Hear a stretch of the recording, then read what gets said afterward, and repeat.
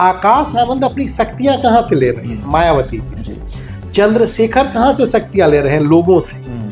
दोनों में अंतर इतना है। आकाश आनंद को भी ये महसूस हो रहा है कि वो चंद्रशेखर से बड़े नेता हैं उत्तर प्रदेश में। कल को वो दलित नेता भी कहलाना पसंद नहीं करेंगे। वो कहेंगे कि हमें इसमें से हटा दीजिए। आकाश आनंद चंद्रशेखर आजाद का नाम लेकर के उनको बड़ा नेता, या कहें आपकी वो अखिलेश यादव, राहुल गांधी की कतार में नहीं खड़ा करना चाहते। कल की जो रैली थी उसमें उन्होंने बीजेपी की नीतियों पर अटैक किया, लेकिन किसी बड़े नेता का नाम नहीं लिया उन्होंने। वो बार बार कह रहे थे कि बहन मायावती जी को 5वीं बार मुख्यमंत्री बनाना है। चंद्रशेखर की जब अगली जो कोशिश होगी वो अपने खांचे को तोड़ने की होगी। ये भी मैसेज आज की तारीख में पब्लिक को देना पड़ेगा, चाहे कोई भी हो, कि आप सिर्फ सत्ता में जब आएंगे तो हमारे लिए क्या करें।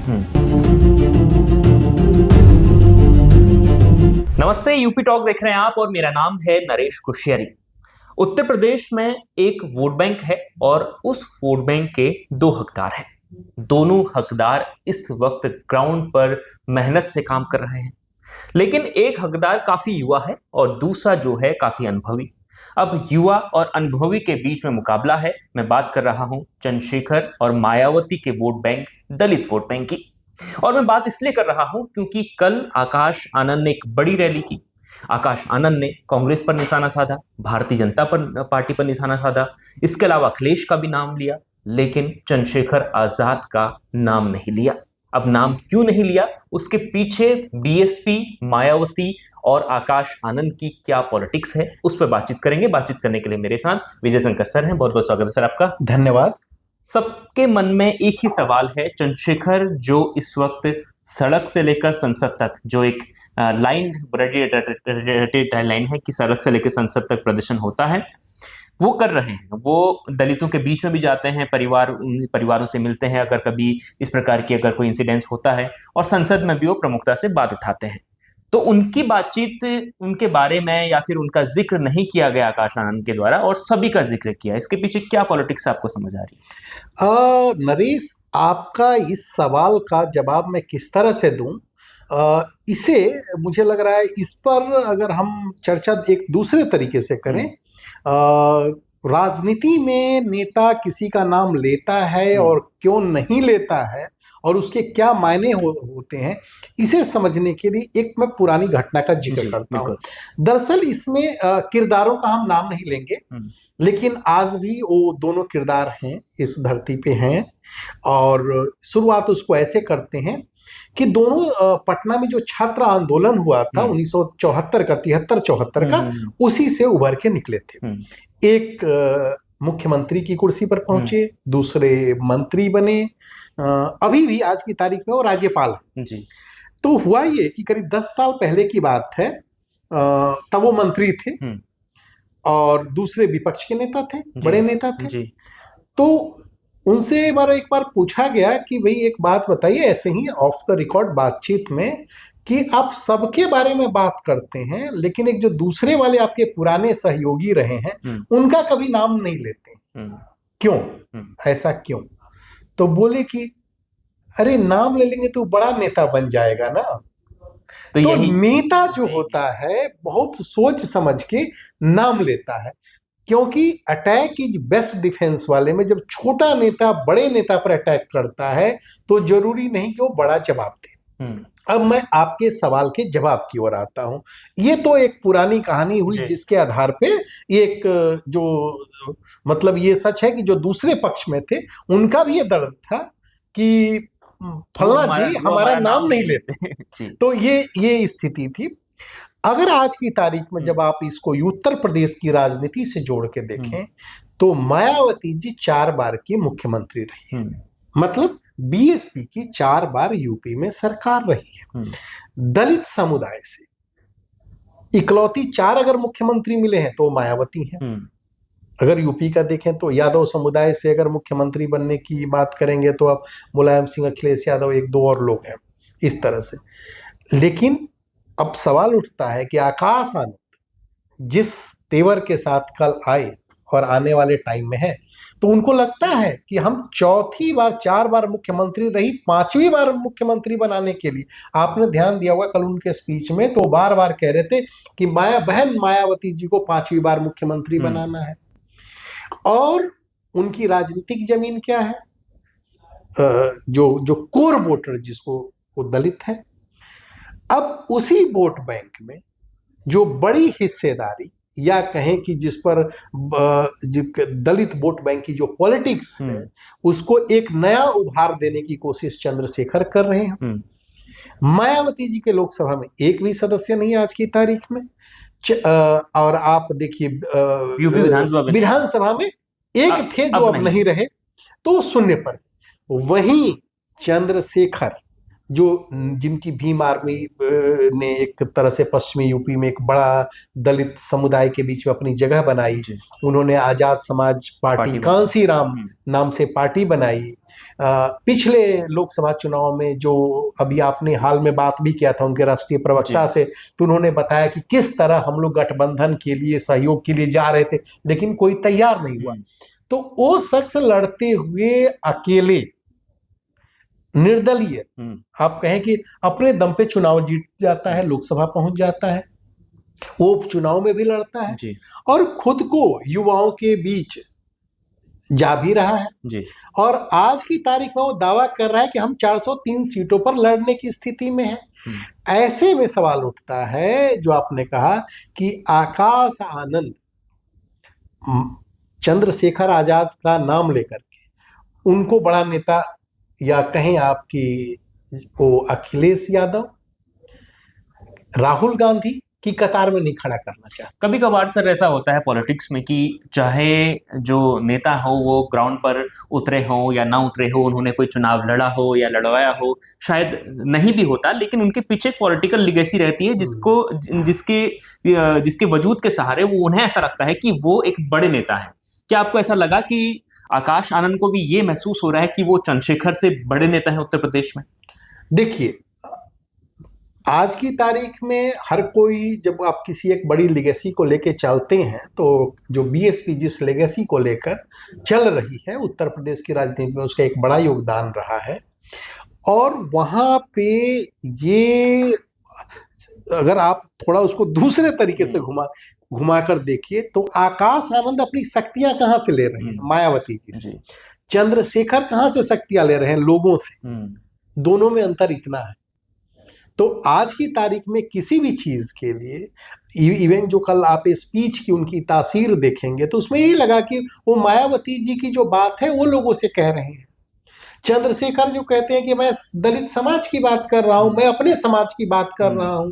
और आज की तारीख में कुछ समय के बाद आपने देखा कि उनकी पॉलिटिक्स किस तरह से स्टार्ट हुई, कैसे वो एक छात्र ने की युवाओं के बीच से निकल के संसद तक पहुंचे, उनकी जो पूरी जर्नी रही। अगर आप कुछ समय के बाद देखेंगे तो हो सकता है कि कल को वो दलित नेता भी कहलाना पसंद नहीं करें। वो कहेंगे कि हमें इसमें से हटा दीजिए, मैं नेता हूं, सबका नेता हूं, मैं सर्व समाज का नेता हूं, मैं उस आइडेंटिटी के साथ पॉलिटिक्स नहीं कर सकता। क्योंकि जब पावर पॉलिटिक्स में अपना विस्तार करना होता है, सब आपका दायरा बढ़ाना होता है, तो फिर आपको एक बहुत छोटे, कहते हैं ना कि छोटे खांचे में नहीं रहना पड़ता है, खांचे को तोड़ना पड़ता है। तो हमको लग रहा है कि चंद्रशेखर की जब अगली जो कोशिश होगी वो अपने खांचे को तोड़ने की होगी और उसको विस्तार देने की। बिल्कुल, एक सवाल और इसी से जोड़ते हैं सर, आपने विस्तारवादी राजनीति की बात की। इतिहास में की ओर बढ़ता हूं थोड़ा सा कि जब ब्रिटिश रूल आया इंडिया में, तो उस वक्त जब वो यूपी और उत्तराखंड की ओर आगे बढ़ रहे थे तो उन्होंने सबको जीता, लेकिन गोरखाओं से भी लड़ाई जीती, लेकिन गोरखाओं को उन्होंने छेड़ा नहीं, क्योंकि गोरखाओं की एक नीति थी विस्तारवादी नीति, जिसे अंग्रेज समझ चुके थे उनकी ताकत को। उसी तरीके से मैं इस वक्त चंद्रशेखर को देख रहा हूं जो लगातार विस्तार कर रहे हैं। उन्होंने भीम आर्मी बनाई, उसके बाद आजाद समाज पार्टी बनाई, अब वो एमपी में भी उन्होंने दतिया में चुनाव लड़ा, महाराष्ट्र में भी चुनाव लड़ते हैं, पूरे भारत के दलितों की बात कर रहे हैं, दलितों के साथ वो मुस्लिम भी जोड़ रहे हैं उसमें, और उसके बाद वो अल्पसंख्यकों की बात भी अब करने लग गए हैं। क्या मायावती को ऐसा लग रहा है या दूसरी पार्टियों को ऐसा लग रहा है कि ये विस्तारवादी पॉलिटिक्स जो है उनकी वो तेजी से आगे बढ़ रही है, इनको ज्यादा छेड़ेंगे तो ये इनको नुकसान उल्टा हमको ही होगा? देखिए, एक वक्त ऐसा भी था कि जब ओवैसी जी की पार्टी बहुत पुरानी पार्टी है लेकिन पिछले जिस तरह से हर स्टेट में वो पहुंचने लगे, चुनाव लड़ने लगे, तो हर राजनीतिक दल की ये इच्छा होती है कि वो अपना विस्तार करे, अपने दायरे का विस्तार करे। चंद्रशेखर जिस तरह की राजनीति कर रहे हैं, उनको सिर्फ उत्तर प्रदेश ही नहीं, देश के दूसरे हिस्सों में भी संभावनाएं दिख रही है। और उसके पीछे एक वजह ये है कि देश के हर हिस्से में दलित पिछड़ा समाज भी है, एक। दूसरा, वो युवाओं के मुद्दे को और ज्यादा मुखर होकर उठा रहे हैं, तो युवाओं के का जो है वो देश के हर हिस्से में है। तो कहीं न कहीं उनको लग रहा है कि युवाओं के मुद्दे को, मुझे जो ऐसा लग रहा है कि उतनी शिद्दत से नहीं उठाया जा रहा है, इस वजह से वो आगे बढ़ रहे हैं। आपने विस्तारवाद की राजनीति की बात की, वहां मैं एक और चीज का जिक्र करूंगा कि राजनीति में कुछ भी निश्चित नहीं होता। और इसका एक उदाहरण अगर आप देखें तो जिस तरह से आम आदमी पार्टी आंदोलन से निकल के आई और फिर दिल्ली की सत्ता में आई, पंजाब में भी सरकार बनी, तो वो एक बहुत ही तेजी से विस्तार हुआ किया। गुजरात में भी चुनाव लड़ती है, हर कुछ करती है, तो ये एक चीजें हैं। दूसरा, अगर मैं अब थोड़ा सा दूसरे तरीके, अब ये एक पक्ष हुआ। आपने तमिलनाडु में भी अभी देखा किस तरह से टीवी के और आई और विजयन मुख्यमंत्री हैं आज की तारीख में, विजय थलापति। एक बहुत पुरानी स्ट्रेटजी है वार में कि कहते हैं कि सिकंदर दुनिया का इतना बड़ा विजेता था, आधी धरती जीत लिया, लेकिन जब वो यूनान से चला था, भारत तक पहुंचा, तो आपको जान के हैरानी होगी, उसने बहुत कम लड़ाइयां लड़ी। वो छोटी छोटी लड़ाइयों में उसने अपनी ऊर्जा नहीं जाहिर की। वो क्या करता था, जहां गया छोटे छोटे हुए उनको गले लगा लिया, उनसे समझौता कर लिया।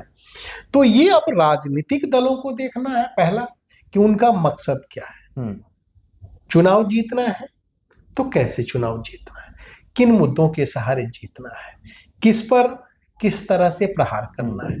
तो ये जो अभी इन सब चीजों के साथ जो इसका ट्रेलर अभी शुरू हो गया, जिसकी जो राजमाई शुरू हो गई है, वो चाहे वो जब अखिलेश यादव संसद भवन में बोलते हैं, डिम्पल यादव बोलती हैं, चंद्रशेखर बोलते हैं, मायावती जी जब ट्वीट करती हैं, योगी आदित्यनाथ जी बोलते हैं, राहुल गांधी जिस तरह से प्रयागराज में भी उन्होंने यूथ को अपने तरफ खींचने की कोशिश की, यूथ के मुद्दों को उठाने की कोशिश की, तो सब अभी भी प्रयोग की स्थिति में लग रहा है कि कौन सा मुद्दा काम करेगा नहीं करेगा, ये मुझे लग रहा है इसका टेस्टिंग चल रही है।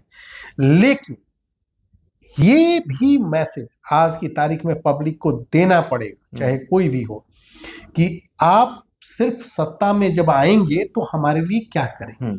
आप जिसका विकल्प बनने की कोशिश कर रहे हैं, तो आपका फ्यूचर ब्लूप्रिंट क्या है, आप किन योजनाएं किस प्लान के साथ आएंगे। क्योंकि लोग सिर्फ आपके कोरे वादों पर वोट नहीं देते, क्योंकि बहुत चुनावों में हम लोगों ने बहुत से स्टेट में देखा कि बहुत बड़े बड़े वादे किए, लेकिन लोगों ने एंटी इनकम्बेंसी की जगह प्रो इनकम्बेंसी फैक्टर दिखा। क्योंकि लोग ऐसा जो ट्रेंड जो दिख रहा है, लोग जो सुविधाएं सरकार से या जो सहूलियतें लाभ मिल रहा है उसको छोड़ना नहीं चाहते। वो तभी उसको छोड़ेंगे जब उनको लगेगा कि इससे बेहतर विकल्प है। झारखंड में भी अगर हेमंत सोरेन ने जिस तरह से काम किया, लोगों को भरोसा दिया, एक फाइटर की तरह वहां पर आए, तो लोगों ने उनको सत्ता में रखा। एकनाथ शिंदे ने पूरी जिस तरह से योजनाओं को लागू किया, जो वादा किया वो पूरा हुआ। लाड़की बहन योजना जिसको चल रही थी, तो बीजेपी किस तरह से बने, बीजेपी का एनडीए गठबंधन में है, ये बात अलग है कि एकनाथ शिंदे उप मुख्यमंत्री बने, मुख्यमंत्री से उप मुख्यमंत्री बने, और जो उप मुख्यमंत्री देवेंद्र फडणवीस थे वो मुख्यमंत्री बने। तो ये चीजें, तो जो हाल में जो मुझे दिख रहा है कि लोग बहुत सोच समझ के अपने वोट का इस्तेमाल कर रहे हैं।